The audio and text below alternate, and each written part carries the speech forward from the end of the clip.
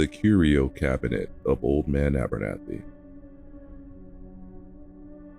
The old man, Mr. Abernathy, was an enigma on our quiet streets. He never spoke, and his house was a looming shadow, the windows always dark. But the one thing that drew everyone's eye was the curio cabinet in his living room. Perfectly framed by the front window, it wasn't full of trinkets or dolls, but of something far more sinister. A collection of small porcelain figures, each one a perfect miniature of a person from our neighborhood. There was Mrs. Gable, with her tiny ceramic apron and basket of meticulously painted flowers.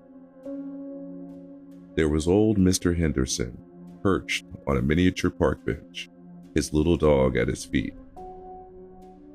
And there was a new one every few months. No one ever talked about it out loud, but we all saw it. And we all felt the shiver of dread every time we passed his house. One rainy afternoon, the inevitable happened. Young Timmy Miller, no older than 7, threw his baseball a little too hard. It shattered Mr. Abernathy's front window, and with it, the glass of the curio cabinet. The crack that splintered across the glass seemed to echo through the entire neighborhood. Mr. Abernathy appeared at the door. He was a tall, gaunt figure, his eyes 2 hollow points of darkness. He didn't yell or scold. He simply stared at Timmy, and then at the broken cabinet. Without a word, he slowly reached into the wreckage and pulled out a miniature of Mrs. Gable. A single hairline fracture ran down its face. That night, Mrs. Gable fell down the front stairs of her home. The paramedics said she suffered a severe fall, her face bruised and cut. But we all knew. The small, identical crack in her cheek was a horrifying mirror of the one on the porcelain twin. Panic spread like a fever. A few brave neighbors tried to confront Mr. Abernathy, but he never opened the door.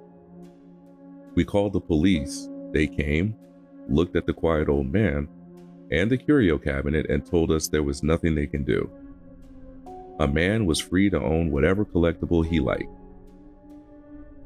A week later, old Mr. Henderson's porcelain twin fell from the cabinet and shattered on the floor. His miniature dog's head broke off. That night, Mr. Henderson was walking his real dog in the park when he suffered a massive stroke. He died on the park bench. His poor dog, in a frantic attempt to get help, ran into the street and was struck by a car. We were all terrified. We watched the cabinet, our lives now dictated by the safety of our small, lifeless doppelgangers. One of the neighborhood teens, a boy named Alex, was rebellious. He stormed up to Mr. Abernathy's house, vowing to break every figurine. He made it to the porch, but stopped dead. He saw Mr. Abernathy through the window, slowly, deliberately lifting his own figurine from the cabinet. Alex saw the man's old, gnarled fingers tighten around the tiny porcelain neck. Alex didn't make it home. His parents found him in a ditch on the side of the road. His face was a mask of terror, and a set of unmistakable bruises around his neck.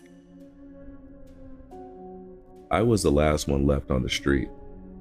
Everyone else had moved, terrified of the curse of Mr. Abernathy. I stayed, a terrible fascination gripping me. I watched as he passed the new figurine into the cabinet. It was me. A tiny porcelain figure with my exact features, my hair, the mole on my cheek. I ran. I packed a bag, threw it in my car, and I drove. I didn't stop until I was 100 miles away. I thought I was safe, but I was wrong. I woke up this morning and the first thing I saw was a porcelain shard on my pillow. I picked it up and my hand began to tremble. It was a tiny ear, my ear. I felt my face, and sure enough, a small, perfect piece was missing. I raced to the bathroom mirror, and that's when I saw it. The tiny porcelain chip in my own ear was a perfect match to the one I was holding. I looked down at the shard again, and this time, I saw a new crack on its surface. A tiny, jagged line running from the base of the earlobe. I hear a sound now, a faint, distant sound like breaking ceramic. My hand, the one holding the shard, feels strange. A hairline crack is forming up my skin. I feel it moving, crawling up my arm. I don't know where Mr. Abernathy is, but I know what he's doing.